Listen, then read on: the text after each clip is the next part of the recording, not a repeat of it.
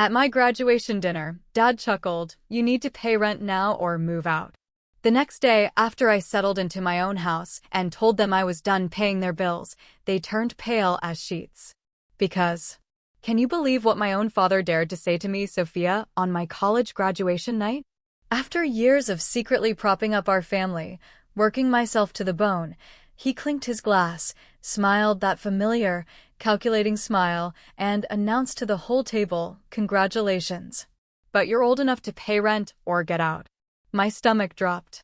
Oh, if only they knew the shocking secret I'd been keeping and the comeuppance that was about to hit them. What the hell happened next, you ask? Let me tell you, we looked like the perfect American family, you know? A 4-bedroom house in a nice Pennsylvania neighborhood, annual beach vacations, birthdays with big parties, Christmas morning piles of presents. My dad, Robert, was a senior systems analyst. My mom, Diana, worked part-time at the library. My little brother Jake and I never wanted for anything. From the outside, everything was picture perfect. But appearances, as I was about to learn, can be incredibly deceiving. Everything changed when I turned 15. Dad came home one day, his face strained, like he'd just seen a ghost. He'd been laid off. 15 years of service, just gone. The company was downsizing, and he was among the first to go. Mom immediately picked up more hours at the library, but her income barely covered groceries, let alone our mortgage. "It's just temporary," Dad insisted that night at dinner, trying to sound confident. "I'll find something better soon." Something better never came. Months crawled by, and the only jobs Dad could find paid a fraction of his old salary. His pride took a massive hit. I'd hear him up late, the cold glow of the computer screen illuminating his frustrated face as he scrolled through endless job listings. Mom worked herself ragged, but the financial strain was a suffocating cloud over our home. The light-hearted laughter faded, replaced by tense silences and whispered arguments after Jake and I were supposedly asleep. By my 16th birthday, I knew I had to do something. I landed a job at the local grocery store, bagging items after school and on weekends. My first paycheck was just over $100, and I remember so clearly, I handed it straight to my mom. "Oh, honey, you should keep this," she said, but I saw the raw relief in her eyes. "I want to help, Mom," I insisted, my young heart full of a desperate loyalty. "We're family." What started as a genuine gesture of goodwill soon twisted into an unspoken expectation.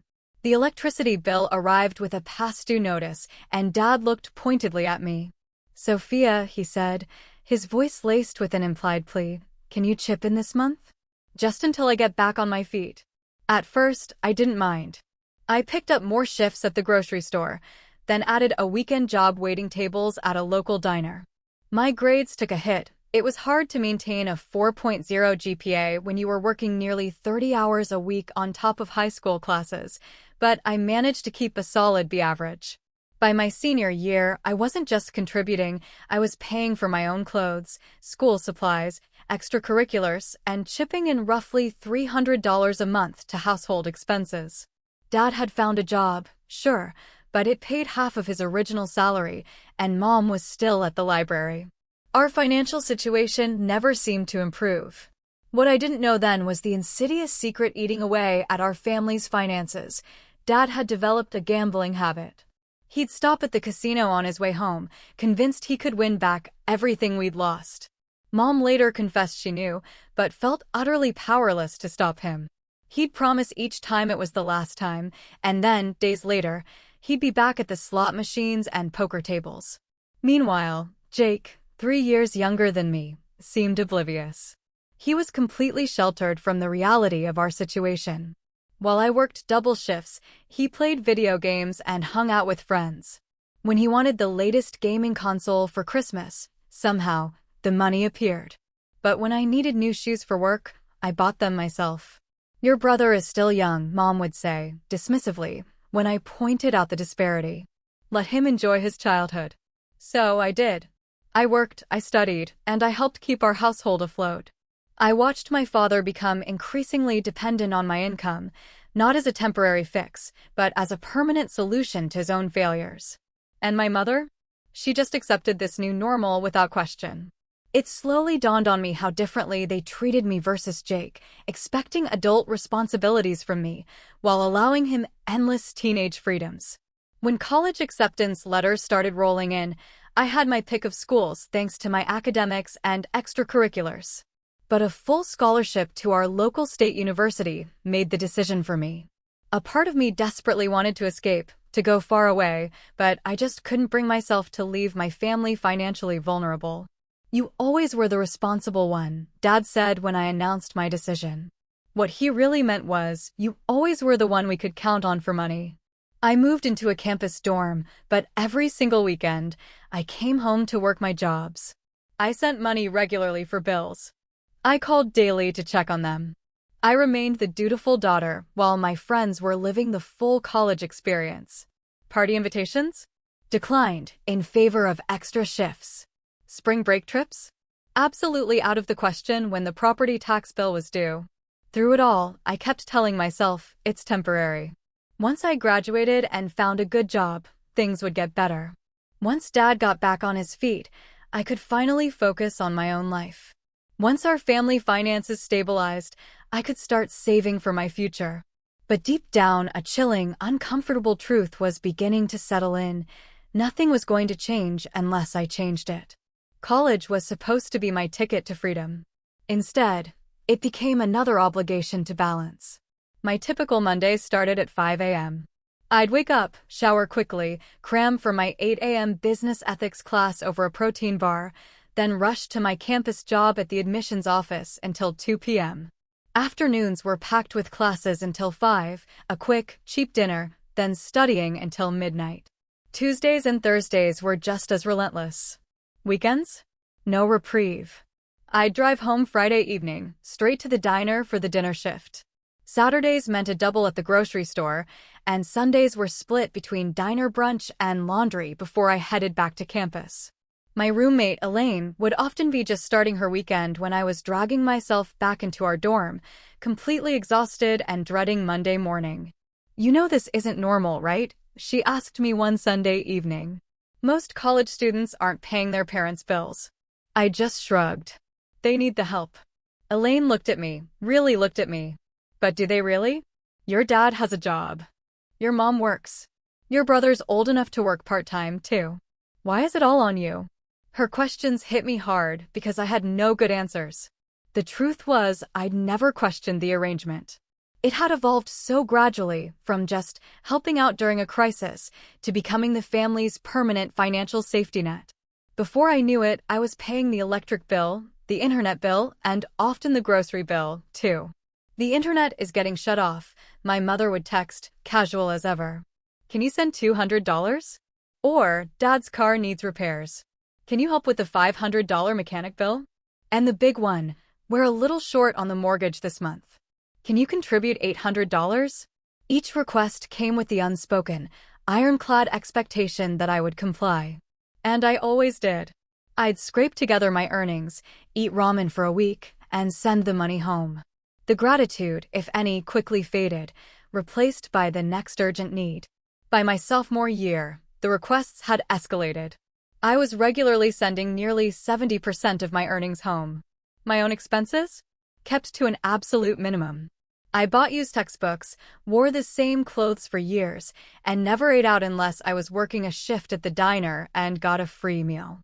It was during this time that Elaine, bless her heart, staged what she called an intervention. "This has to stop," she said, pulling up a chair and making me sit down. "You are killing yourself working, Sophia, while your family takes advantage of you." "They're not taking advantage," I protested, my voice weak even to my own ears. "They need help." Elaine just raised an eyebrow. "Then why isn't your brother helping? Why did your dad just buy a new television? Why did your mom post about their weekend getaway on social media right after you sent money for the mortgage?" I had nothing. No answers. The new television had appeared in our living room the same week I'd sent money for what my father called essential bills. That weekend getaway Mom posted about had happened right after I'd contributed to what she described as a desperate situation with the water heater. "You need to start saving for yourself," Elaine insisted, her voice soft but firm. "Open a separate account they don't know about. Put something away each month, even if it's just $20. Something that's just for your future. That night, I did it. I opened a new savings account at a different bank. I set up a direct deposit for 20% of my earnings to go directly into that account before I could even be tempted to send it home. It wasn't much at first, just $50 a week, but it was mine alone. A tiny seed of hope. As my junior year began, I met a financial advisor named Harriet through a campus workshop. Harriet, a no-nonsense woman with kind eyes, reviewed my situation with genuine concern. "Sophia," she noted, "you've taken on an adult burden while you are still establishing yourself. This pattern will continue as long as you allow it." With Harriet's guidance, I began to educate myself. I learned about budgeting, investing, and the crucial importance of setting financial boundaries.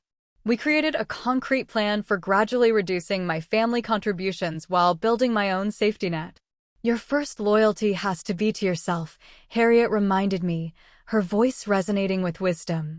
"You cannot help others if you are drowning." By my senior year, my separate savings account had grown to a respectable sum. I'd also secured a high-paying internship with a marketing firm that recognized my work ethic and offered me a full-time position upon graduation.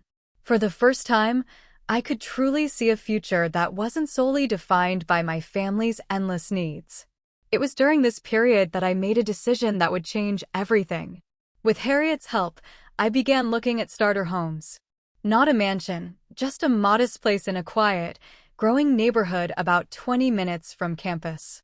Housing prices were reasonable, and with my savings, an excellent credit score I'd built from years of careful financial management, and that new job offer, I qualified for a mortgage. I found a small, two-bedroom house with a little yard and a front porch. It needed some cosmetic work, but it was structurally sound, and the price was within my budget, especially considering what I'd been funneling into my parents' household all these years. 3 months before graduation, I closed on that house. In secret. Only Elaine and Harriet knew. I arranged for the closing to happen during spring break, telling my family I was working extra shifts. I signed the papers with trembling hands, simultaneously terrified and exhilarated by my own boldness. "This is the first day of your independent life," Harriet said, a warm smile on her face as she witnessed my signature on the mortgage documents. I kept the house empty for those 3 months, occasionally visiting to just sit on the floor of what would soon be my living room, planning where the furniture would go, how I'd decorate.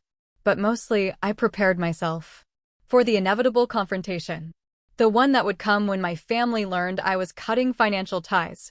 Graduation was approaching, and with it, a reckoning I both dreaded and desperately needed. Graduation day dawned bright and clear. I put on my cap and gown in the dorm room Elaine and I had shared for 4 years, my emotions a tangled mess of pride, anxiety, and anticipation. "Today is about celebrating you," Elaine reminded me, adjusting my cap. "Try to enjoy it, no matter what happens later." The ceremony was beautiful on the university's main lawn. As I took my place among my fellow graduates, I scanned the crowd for my family. Easy to spot, Mom waving enthusiastically, Dad checking his phone, Jake looking bored, clearly they're under protest. When my name was called, Sophia Wilson, Bachelor of Business Administration, summa cum laude, I walked across the stage with my head held high, accepted my diploma with a firm handshake, and smiled at the audience. In that moment, looking at the sea of faces, I felt a surge of accomplishment no one could diminish. This achievement was mine alone. After the ceremony, my parents found me. Mom hugged me tightly, Dad clapped me on the shoulder. "We're so proud," Mom said, her eyes genuinely warm. "For years, just like that," Dad added. "Time to join the real world now." Jake gave me a perfunctory hug. "Can we go eat?" "I'm starving." My parents had made reservations at Castiano's, a mid-range Italian restaurant near campus. Not the fanciest place, but definitely a step up from our usual. As we were seated, Dad made a big show of telling the waiter, "We're celebrating our daughter's graduation today." "Congratulations," the waiter replied with a smile. "First round of drinks is on me." Dad, ever the showman, ordered an expensive bottle of wine. Mom chose one of the pricier pasta dishes. Jake, of course, picked a steak that was nearly $30. I, on the other hand, ordered a simple chicken parmesan, already mentally calculating how much this celebration would cost me. Because despite Dad's grand announcement about treating me, I knew exactly who would be paying the bill. Throughout the appetizers, the conversation remained light. Mom asked about my fellow graduates. Dad inquired about the ceremony speakers. Jake complained about having to sit in the sun for 3 hours. No one, not a single one of them, asked about my job plans or what came next. It was as if my graduation marked the end of something, rather than a vibrant new beginning. As our main courses arrived, Dad cleared his throat and raised his wine glass. A toast to our graduates, Sophia. We can't tell you how proud we are of what you've accomplished. I smiled, raising my glass, allowing myself a fleeting moment of genuine connection. You have always been responsible, Dad continued, his tone shifting ever so slightly. Always thinking of the family first. That's a rare quality these days, when so many young people only think of themselves. Mom nodded in agreement, her eyes misty. But, Dad said, and my stomach immediately tightened. I knew what was coming. Graduation marks a transition to full adulthood. And with adulthood comes adult responsibilities. Your mother and I have discussed it. And we think it's time you started contributing more formally to the household expenses. I nearly choked on my wine. More formally? Dad, I said, my voice barely a whisper, I've been paying bills since I was 16. He waved his hand dismissively. Yes, you've helped out here and there, but now that you'll have a real job, it's time for a more structured arrangement. Here and there, I repeated, incredulous. I paid the entire electric bill last month. And the internet. And half the mortgage. That's all in the past, Dad said firmly, his eyes hard. We're talking about the future. You're old enough now to pay rent or get out. The restaurant noise seemed to fade away. I stared at my father, his expression utterly matter-of-fact, as if he were discussing the weather rather than delivering an ultimatum that completely ignored years of my financial support. We think $800 a month is fair, he continued, unperturbed. Plus continuing to help with utilities, of course. You'll be making good money now, and this will still be cheaper than getting your own place. Jake snickered from across the table. Welcome to adult life, sis. I looked at my mother, desperately hoping for some recognition, some flicker of humanity, some sign that she saw the sheer absurdity of this demand. But she was studiously examining her pasta. Let me get this straight, I said, my voice surprisingly steady despite the anger churning inside me. After supporting this family financially through high school and college, working multiple jobs while maintaining a 4.0 GPA, you now want me to pay you $800 a month in rent, plus utilities?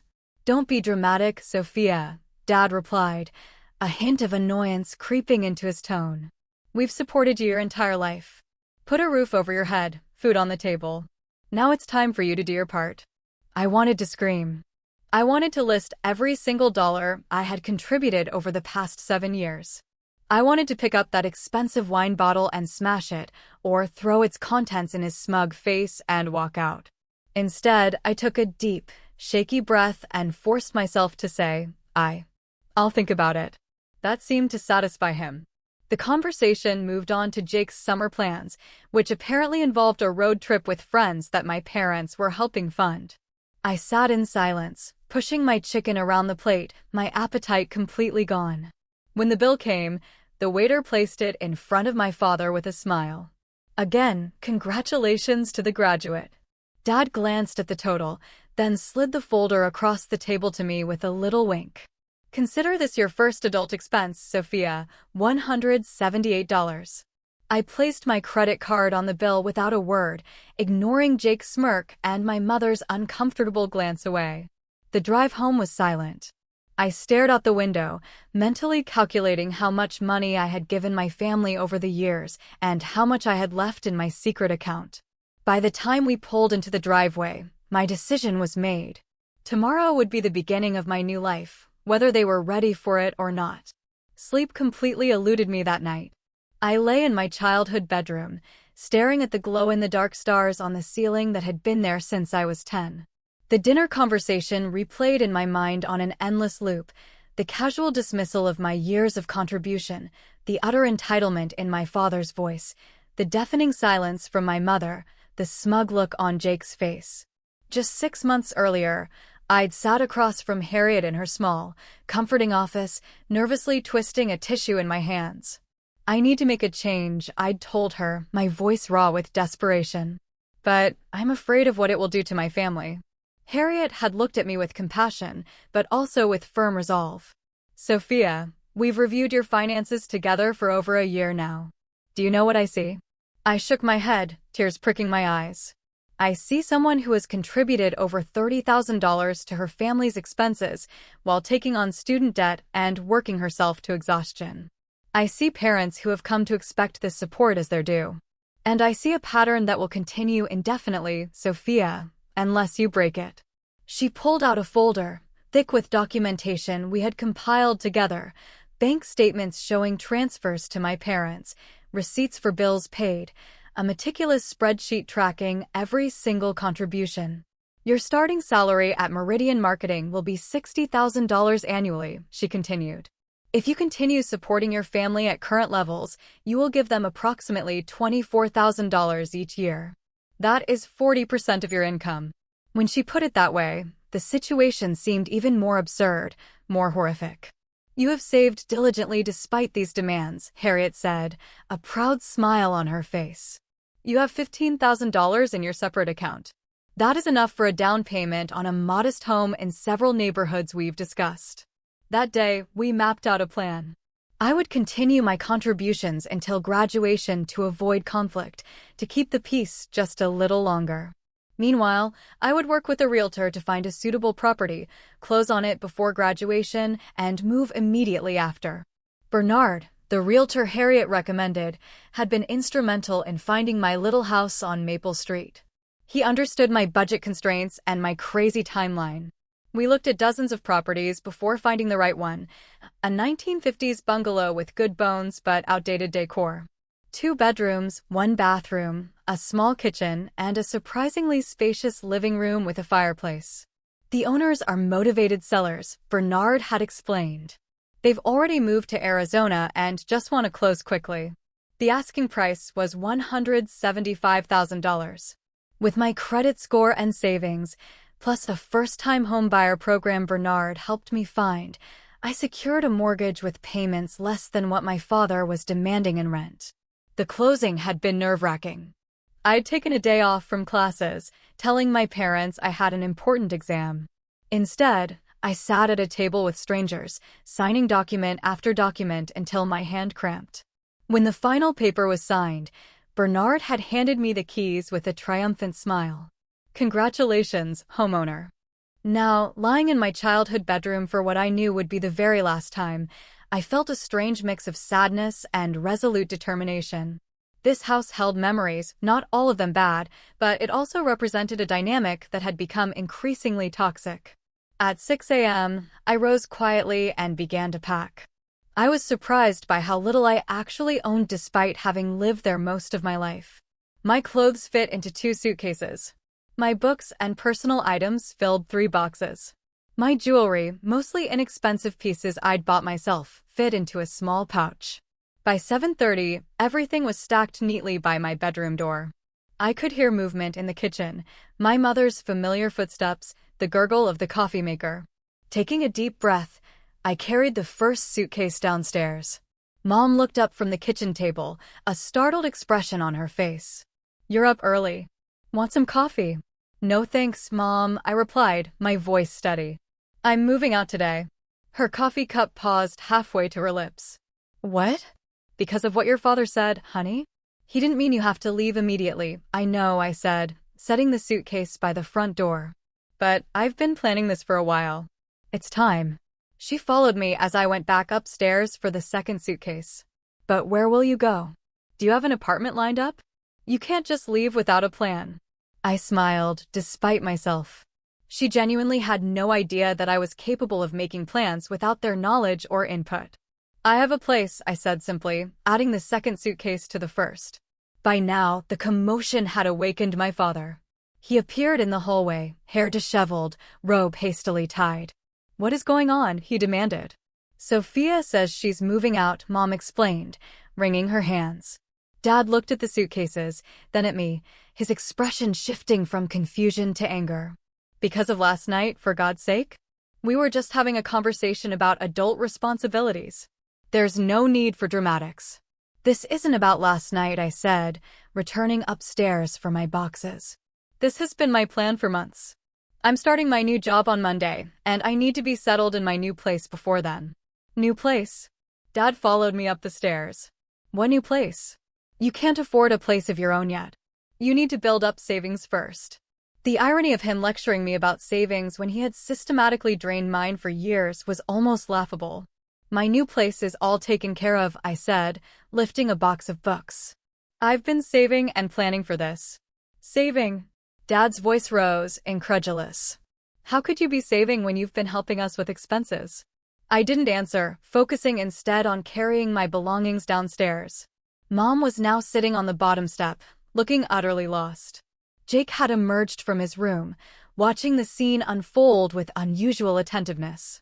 The moving company will be here at 9 o'clock, I announced, checking my watch. I just need to get everything downstairs before they arrive. Moving company? Mom's voice was faint, barely a whisper. Sophia, this is all so sudden. It wasn't sudden to me. It was the culmination of years of growing awareness and months of careful planning. But I understood that to them, it seemed to come out of nowhere.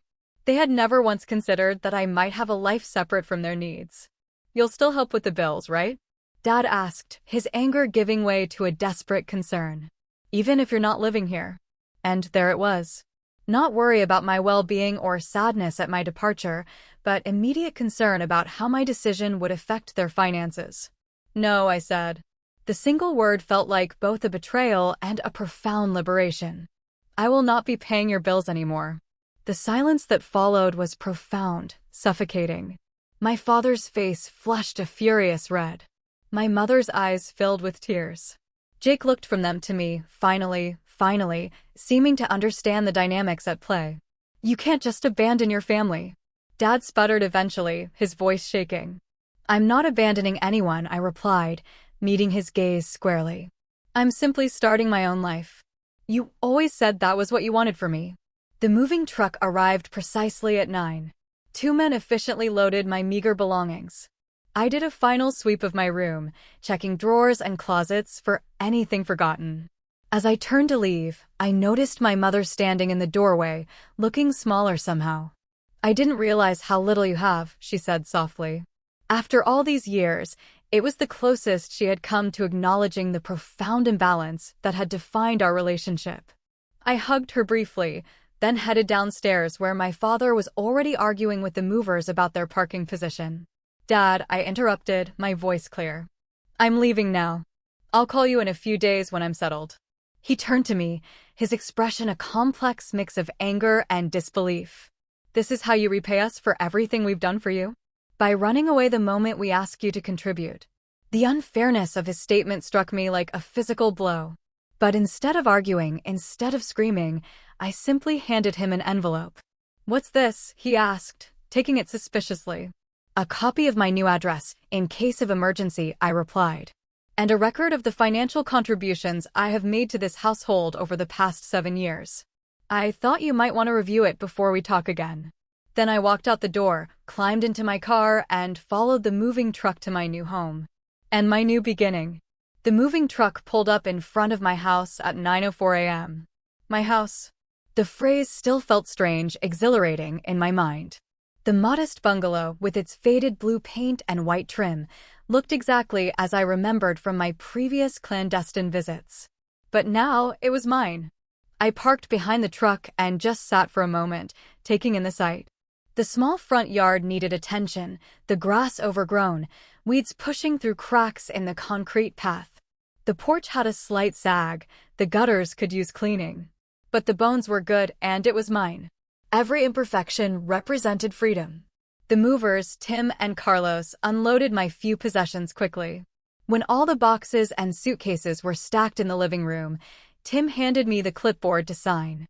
That's it, he asked, looking around the nearly empty truck. Nothing else coming? No, I replied, a small smile playing on my lips. Just starting out. Carlos nodded approvingly. Best way to do it. No clutter, fresh beginning. After they left, I stood in the center of my empty living room, overwhelmed by the silence and the space. I had furniture being delivered later that day. The bare essentials I'd ordered online the previous week: a bed, a couch, a small dining table with 2 chairs. It wasn't much, but it was a start. The rest of the morning was spent unpacking my clothes and personal items.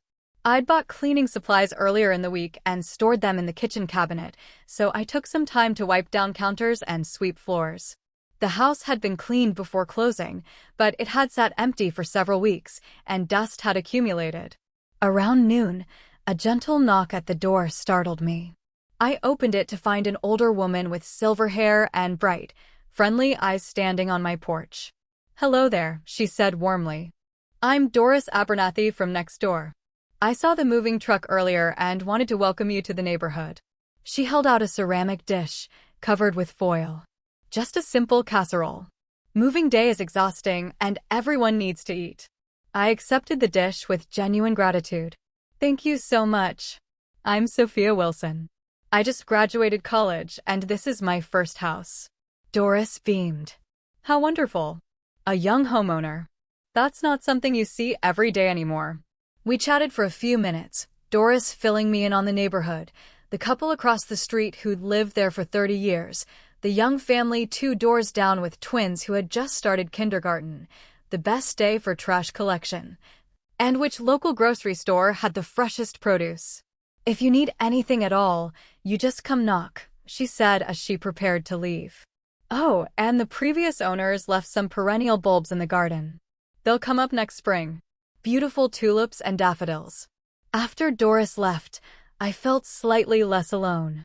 The idea that flowers planted by previous owners would bloom in my garden next year gave me a strange sense of continuity, a connection to the history of this place that was now mine. The furniture delivery arrived at 3 p.m.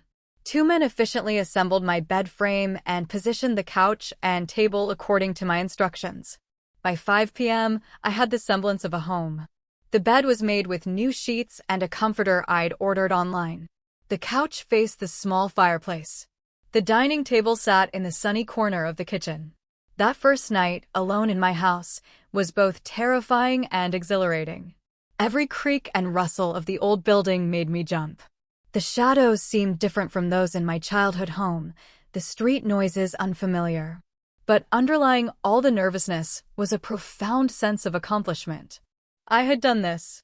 I had created this opportunity for myself, despite years of financial drainage and emotional manipulation. I slept fitfully that first night, waking several times to the unfamiliar surroundings. By morning, though, I felt more settled. I made coffee in the new coffee maker I'd treated myself to and sat at my little table, planning my day. Monday would be my first day at Meridian Marketing, but I had the rest of the weekend to continue organizing my new home. Sunday evening, my phone began buzzing. Text messages. I had deliberately kept my phone off for most of the weekend, needing space to process the enormous change in my life. Now, the outside world was intruding. "Mom, asterisk, hope you're settled in. Please let us know you're okay. Asterisk, Dad. Asterisk, the internet bill is due Tuesday.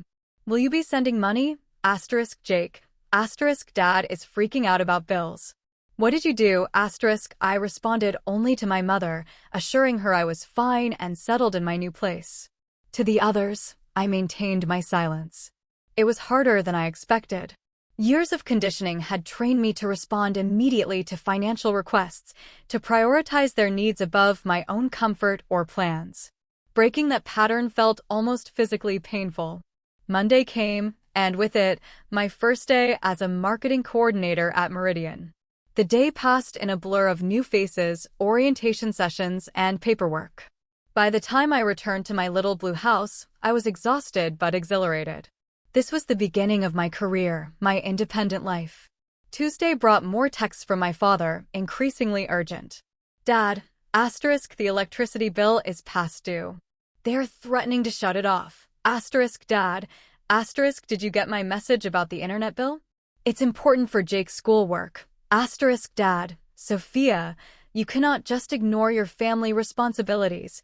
Wednesday, my mother called during my lunch break, her voice tight with worry. Honey, I know you're establishing your independence, and I respect that, but your father is very stressed about the bills. Could you just help us out one more time while we figure things out? Mom, I said gently, trying to keep the tremor from my voice. I have been helping out one more time for 7 years. Dad needs to figure out how to manage the household budget without my income. But the electricity might be shut off tomorrow, she said, her voice trembling. And the internet already has been. Jake has a paper due. The guilt was immediate and overwhelming.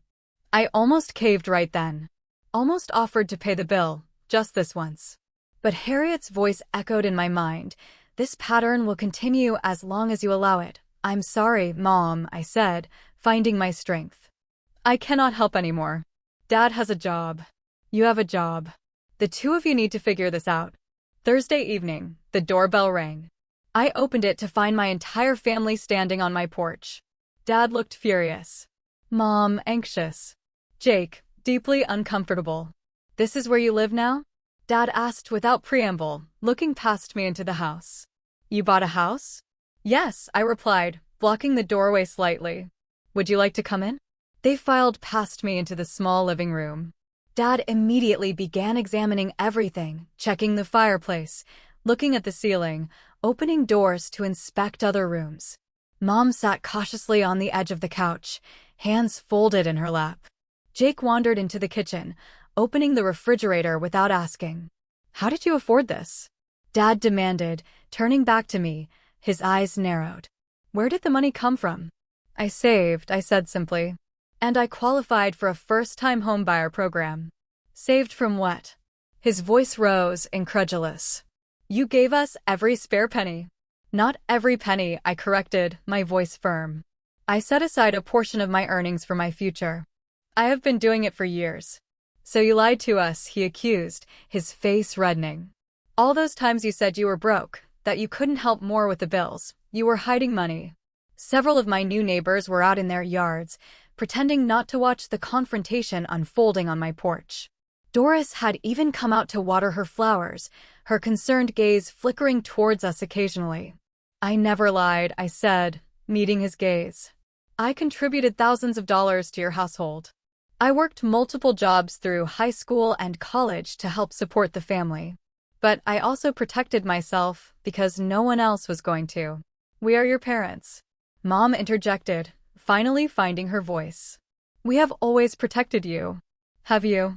I asked, looking directly at her, letting the silence hang heavy between us. Or have you protected Dad and his poor financial choices at my expense? Her gaze dropped to her hands. The electric company shut off the power this afternoon, Dad said, his anger giving way to desperation. The house is dark. The food in the refrigerator will spoil. Is that what you want? Of course not, I replied, my voice softening just a fraction. But I want you to understand that it is not my responsibility to fix this. It never should have been. Jake had returned from his inspection of my kitchen. So what? You're just going to let us suffer because you're mad about paying rent? That's cold, Sophia. This is not about rent, Jake, I said, my own frustration finally building. This is about 7 years of supporting this family while being treated like a personal ATM. This is about Dad's gambling and Mom's enabling, and you never having to contribute a dime while I worked myself to exhaustion. The word gambling hung in the air. Jake looked at Dad in confusion. Mom's eyes welled up again. You don't know what you're talking about. Dad blustered, but the fight was quickly leaving his voice. I think I do, I replied, my voice low and steady. And I think it's time we all acknowledge the reality of our family dynamic. How dare you accuse me of gambling? My father exploded, his voice dangerously low. After everything we have done for you, Dad, please, I replied, trying to keep my tone even. Let us be honest with each other for once. I know about the casino visits. I know about the online poker accounts. I know about the loans. His face paled slightly, but he still maintained his defensive posture. Everyone needs recreation, he mumbled. A few games here and they're not gambling. Mom was staring at the floor, refusing to meet anyone's gaze. Jake looked utterly confused, his eyes moving from Dad to me and back again. "What is she talking about?" he asked Mom, his voice quiet. "Dad doesn't gamble." The silence that followed was answer enough. Jake's expression shifted from confusion to disbelief. "Is that true?" he pressed, looking at Dad. "Is that why we're always broke, even though you and Mom both work and Sophia has been paying bills?" "Your sister is exaggerating," Dad insisted. "And regardless, our financial situation is none of your concern. What matters now is that your sister has abandoned her family obligations and left us in a desperate situation." I walked to my new dining table, where my laptop sat, and opened a spreadsheet I had created with Harriet's help. "I think we need to look at some facts," I said, and turned the screen so they could all see it. "This is a record of every financial contribution I have made to our household since I was 16 years old. Every bill payment, every grocery purchase, every direct deposit to your account." The spreadsheet was meticulous, with dates, amounts, and descriptions of each transaction. 7 years of financial support, laid out in stark black and white. "The total at the bottom," I said, my voice heavy, "is $87,342. That is how much I have contributed to our family while working minimum wage jobs and attending school full-time." Mom gasped. Dad's face flushed a deeper red. Even I was shocked, seeing the number in its entirety. Somehow, adding it all up made the situation even more stark than I had realized. "That can't be right," Dad muttered, leaning closer to examine the figures. "You're making this up." "I have receipts and bank statements for every entry," I replied, my gaze unwavering. "This is not an estimate. This is the exact amount I have given to support our family. While you gambled away your paycheck and Mom pretended not to notice." Mom let out a sob, covering her face with her hands. "I didn't know what to do," she whispered, tears streaming down her cheeks. "He kept saying it was the last time, that he would win it all back. That is what addicts always say," I said gently, my heart aching for her, but my resolve holding firm. "But it is never the last time without real help." Jake had moved to look at the spreadsheet, his expression hardening as he scrolled through the entries. "You paid for my graduation party?" he asked, pointing to an entry from the previous year. "Dad said he saved up for it." "I paid for a lot of things that were supposedly from Dad," I confirmed. "Birthday gifts, Christmas presents, car repairs. I paid you back for some of those." Dad protested weakly. "Some," I agreed. "A small fraction." Jake turned to our parents, anger now evident on his face. "Why was Sophia paying for everything? Why did neither of you ever tell me what was really going on?" "We wanted to protect you," Mom said, finally looking up. "We didn't want you to worry about adult problems. So instead, you let Sophia carry everything?" Jake's voice rose, a raw edge of betrayal in it. "She's only 3 years older than me. She was still a kid, too." His defense of me, after years of resentment, was unexpected and deeply touching. For years, I had quietly resented his carefree existence while I struggled under the weight of family obligations. Now I realized he had been as much in the dark as I had been. "The point is," Dad said, trying to regain some semblance of control, "we are in crisis now. The electricity is off.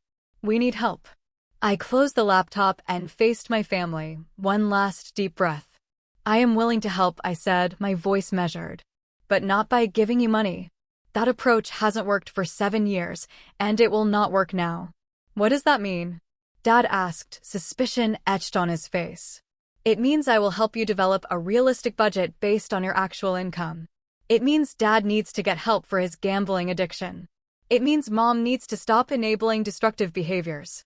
And it means Jake might need to get a part-time job to contribute, just like I did at his age." "Gambling addiction is a strong term," Dad mumbled, trying to downplay it. "Is it?" I asked, my voice cutting through his denial. "How much have you lost in the past year alone? How many times have you promised to stop? How many bills have gone unpaid because the money went to gambling instead?" He had no answer. "I own this house outright," I said, the statement causing all 3 of them to stare at me in shock. "No mortgage." Their jaws literally dropped. "I saved enough for a substantial down payment, and the first-time home buyer program covered the rest, based on my income and credit score." That is impossible, Dad said, but his voice lacked conviction, already weakened by the weight of the spreadsheet. Not impossible when you've been saving since you were 16 and recently received a signing bonus from your new employer, I replied. Not impossible when you've been learning about financial planning instead of looking for the next quick win. The reality of my independence was finally, truly sinking in. My father's face had gone from red to pale, the full implications becoming agonizingly clear to him. I would not be returning to rescue them. I would not be sending money. The ATM they had relied on for years was permanently closed. So that's it? Dad asked, a note of raw desperation creeping into his voice. You're just cutting us off completely? I am giving you a choice, I clarified. Option 1. I help you create a financial plan. Dad seeks treatment for gambling addiction. Mom takes a more active role in household finances. And Jake contributes through part-time work. We rebuild our relationship on healthier terms. And option 2? Mom asked quietly, her eyes still red. Option 2, I said, my voice softening only slightly, is that you continue as you have been, but without my financial support. You figure it out on your own. That's not much of a choice, Dad muttered, looking defeated. It's more choice than I had at 16, I replied evenly. The silence that followed was heavy with unspoken emotions. Years of resentment, manipulation, and misplaced responsibilities hung between us. Finally, Jake spoke up. I want option 1, he said, his voice firm, looking at me. And I already applied for a job at the grocery store where Sophia used to work. Mom looked at him in surprise, then at me. I want option 1, too, she said, tears in her voice again. I should have been stronger years ago. I'm so sorry, Sophia. All eyes turned to Dad. He stood rigid, his pride warring with undeniable necessity written all over his face. You really own this house? He asked again, still trying to grasp it. I nodded. And we might lose ours if things don't change, he acknowledged, his voice barely audible, the words tasting like ash. The second mortgage you took out last year without telling Mom, I said gently, revealing that I knew even more than they thought, is catching up to you. Mom gasped. Second mortgage, Robert? You said that was a small personal loan. Dad's shoulders slumped. The facade finally crumbled completely. I'll try option 1, he said, his voice barely audible, his eyes fixed on the floor. But I don't. I don't have a problem. I can stop anytime. That is the first thing we will need to address, I said firmly, allowing no room for negotiation. You cannot solve a problem you will not acknowledge. As they prepared to leave, the reality of their situation visibly weighed on them. No electricity at home. Mounting bills. Secrets exposed. The dynamic had shifted, irreversibly. We'll talk tomorrow about next steps, I said as they stood on my porch. For tonight, you can stay at the Comfort Inn on 4th Street. I'll call and pay for one night while you figure things out. It was the only financial assistance I was willing to offer, a buffer to ease the transition, rather than a return to old, destructive patterns. As their car pulled away from my house, I felt a complex mix of emotions. Guilt for their predicament, yes, but also a simmering anger at years of exploitation and a fragile hope that real change might finally be possible. But most of all, I felt an overwhelming sense of liberation. The truth was finally out in the open, and with it came the exhilarating possibility of healing. 3 months after that explosive confrontation on my porch, life had changed dramatically for all of us. My little blue house had become truly mine, filled with personal touches that made it feel like a sanctuary. I'd painted the living room a warm cream color, hung curtains in the bedrooms, and, with Doris's advice, planted new flowers in the front yard. Each small change represented my independence and a growing sense of self. At work, I was thriving. My position at Meridian Marketing challenged me in ways school never had, and my supervisors had already recognized my work ethic and organizational skills.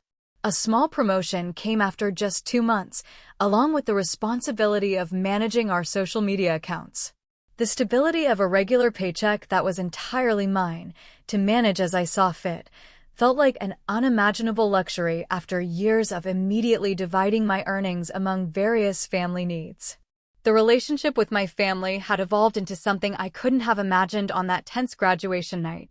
It hadn't been easy, and there had been setbacks, but progress was undeniable. Dad had initially resisted attending Gamblers Anonymous meetings, insisting he could control his habit without help. It took the mortgage company sending a formal notice of foreclosure proceedings to finally break through his denial. The night he received that letter, he called me in tears, something I had never, ever witnessed before. "I don't want to lose our home," he had said, his voice breaking. "I don't want to lose my family. Please help me." The next day, I drove him to his first GA meeting. He had gone 3 times a week since then. The process was difficult for him, requiring an honesty and vulnerability that did not come naturally after years of deception. But seeing him work through the 12-step program, acknowledging the harm his addiction had caused, gave me hope that real change was possible. Mom, meanwhile, had found full-time work as an office manager at a local dental practice, more than doubling her previous income from the library. The job seemed to give her not just financial security, but a confidence I had never seen in her before. She also started attending support groups for families of gambling addicts, learning how her enabling behavior had inadvertently contributed to the problem. "I thought I was protecting everyone by keeping the peace," she told me over coffee one Sunday afternoon. "But I was just making it possible for the situation to continue. I failed you, Sophia. I let you carry burdens that were never yours to bear." Her acknowledgement of my experience, of my pain, was healing in ways I hadn't expected. For years, I had felt invisible in my own family, valued only for what I could provide financially.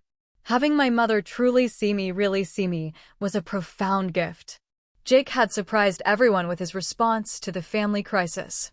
He had secured a part-time job at the same grocery store where I used to work, and he dutifully contributed his earnings to the household expenses.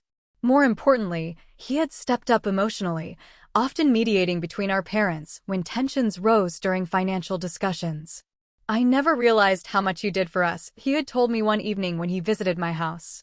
"I was so caught up in my own life that I didn't see what was happening right in front of me. I'm sorry for being such a self-centered jerk."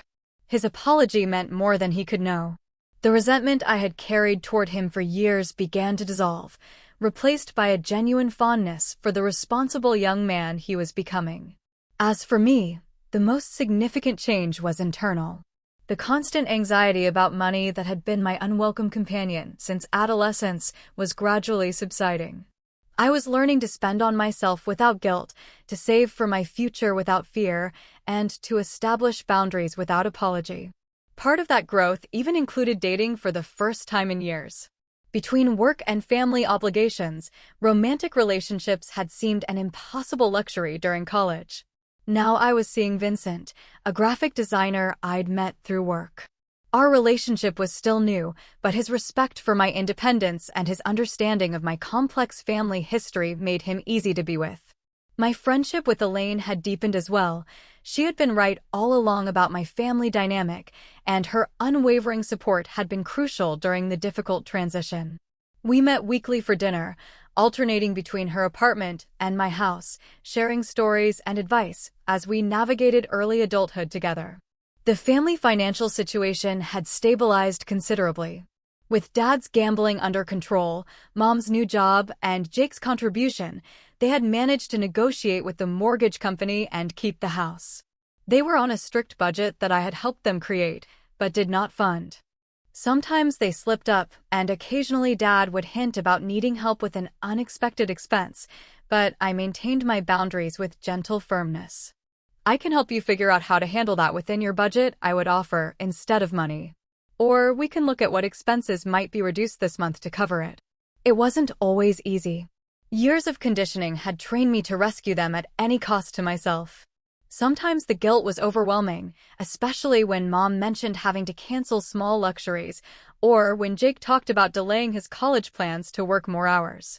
But I reminded myself that true help meant supporting their independence, not fostering dependence.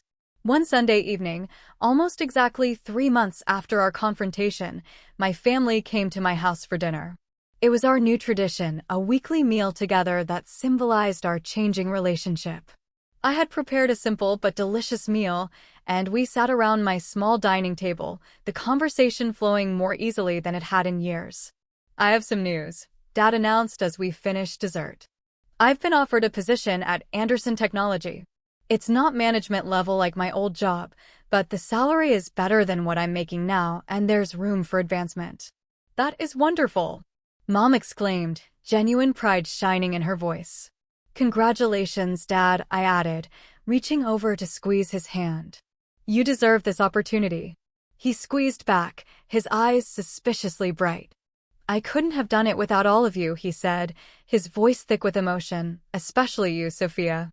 Your tough love saved this family, even when we fought against it. His acknowledgement brought tears to my eyes. For so long, I had wanted nothing more than for my parents to truly see me, to value me for more than my financial contribution. This simple recognition felt like the closing of one chapter and the beginning of another. As they prepared to leave that evening, Mom hugged me tightly. I am so proud of the woman you've become, she whispered, her voice choked with emotion. You taught us all what real strength looks like. Standing on my porch, watching their car drive away, I felt a sense of peace I hadn't experienced in years. The journey had been painful, the confrontations difficult, and the changes challenging. But through it all, I had discovered my own worth, beyond what I could provide for others. I had learned that true family supports each other's growth rather than exploiting each other's weaknesses.